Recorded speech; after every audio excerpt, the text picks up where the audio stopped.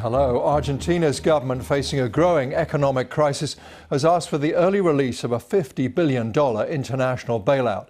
In a televised address, the president said quicker access to funds from the International Monetary Fund would restore market confidence.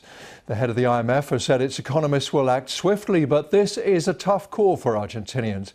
Many have bad memories of past IMF interventions in earlier crises. Lebo Diseko reports. This is an announcement that Argentina's president probably didn't want to make, explaining that he was asking for the early release of a $50 billion IMF loan.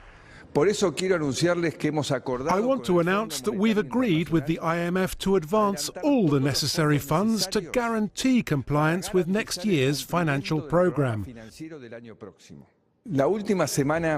Last week, there were new expressions highlighting a lack of confidence in the markets, especially concerning our capacity to obtain funding for 2019. Argentina's economy has been struggling. The peso has lost more than 40% of its value against the US dollar this year. And attempts to control spiralling inflation have led to the highest interest rates in the world. It's not the only emerging market to suffer currency devaluation recently, but its situation is a particular worry.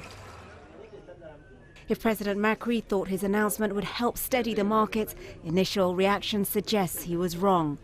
The peso dropped to a record low against the dollar, and there are concerns the country can't pay back its heavy borrowing. Macri's message wasn't strong enough. Maybe the markets would have been waiting for a much bigger signal, and simply advancing the IMF funds that were already involved in calculating everything doesn't change the situation. There were protests when Mr. Macri asked the IMF for help back in May.